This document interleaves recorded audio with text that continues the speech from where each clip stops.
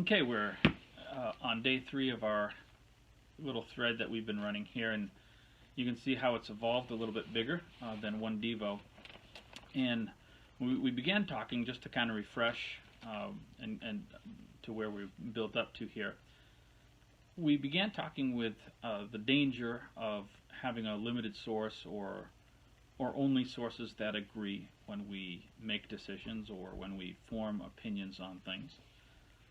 We kind of proceeded from that and talked about also the danger of making hasty decisions or uninformed and not thinking ahead of in time and how that affects, the things we do, the things we say, the things we believe, and the importance of preparation.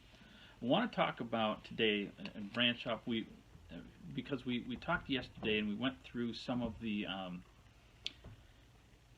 things that would happen, some of the negatives that happen, and how we end up being self-fulfilling prophecies in a way, sometimes trying to avoid a thing. We end up doing the same thing that we're trying to avoid, and sometimes even worse.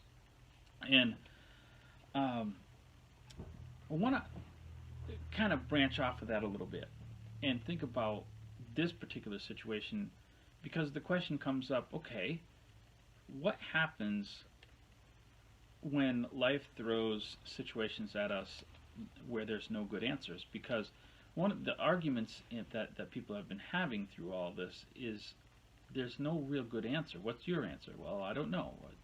And everybody has their solution, and everybody thinks that the other person's solution is wrong. One of the problems that we encounter, and I think that we have in this situation, is that there aren't any really good answers.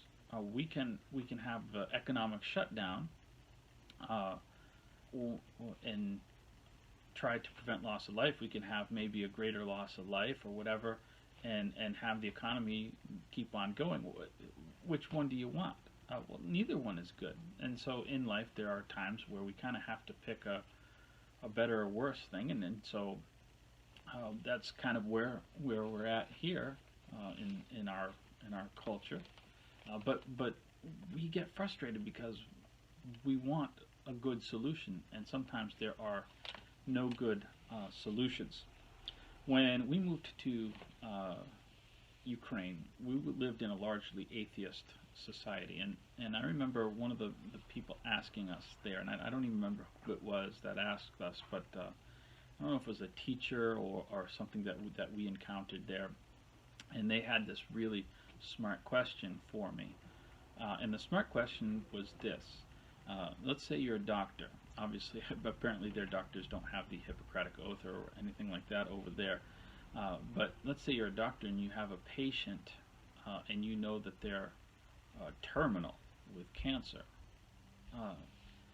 and but you know that will cause major devastation to them. Should you tell them, or should you let them, go and just live peaceably, thinking everything's fine? Then they'll die, but at least they didn't have emotional damage.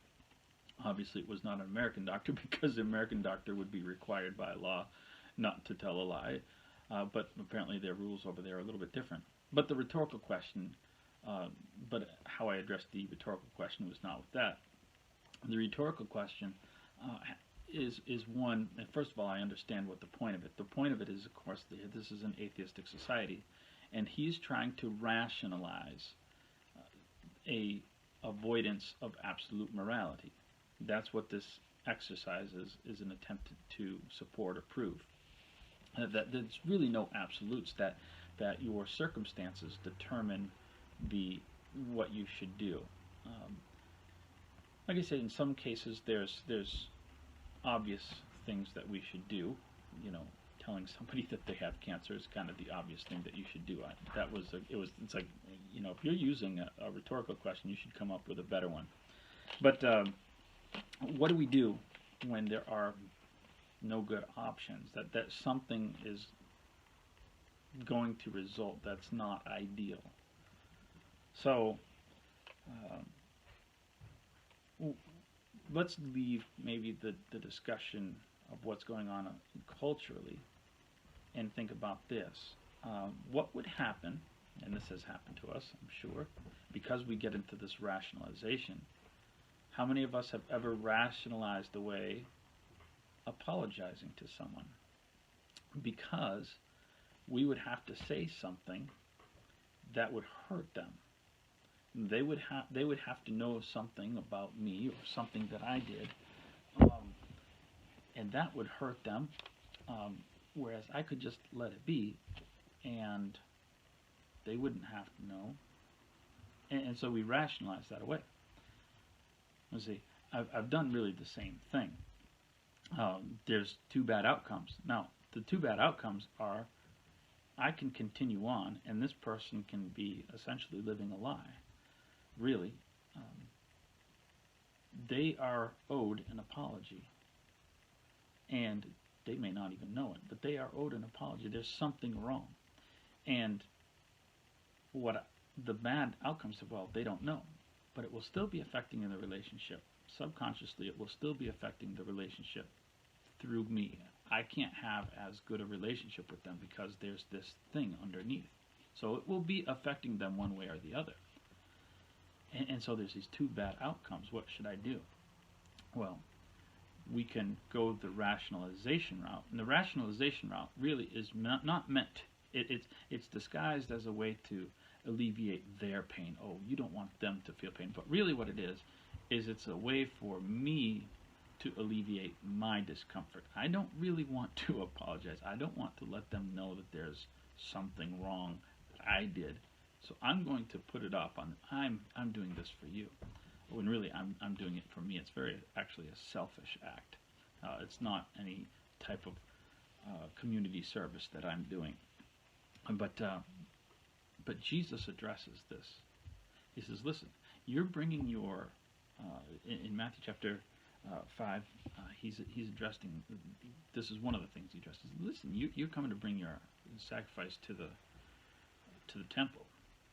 And you suddenly realize, oh, there's this thing between us. Now, this is, what he's addressing is a wrong that I have done to somebody else. And I've not done my job. He said, you put your gift down. That gift has no value here until you do what you're supposed to do. God is not into subjective morality. He doesn't care about it. He doesn't care about weighing options. And this is just one application of many. When we come into situations where there's no good option in terms of the effect that it's going to produce, immediately it's going to have a good effect or bad effect, whatever.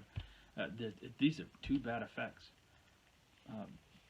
In 1 Peter, he's very, very specific. 1 Peter, Peter writes, he says, just or exactly like God who called you is holy, so you also be holy in all of your conduct. There is not a lot of wiggle room. He says in all your conduct, so it's not in most of your conduct. It's not situational ethics are allowable when it's really super inconvenient. It's as God. Well, again, when we do something like God, there's not a whole lot of wiggle room there.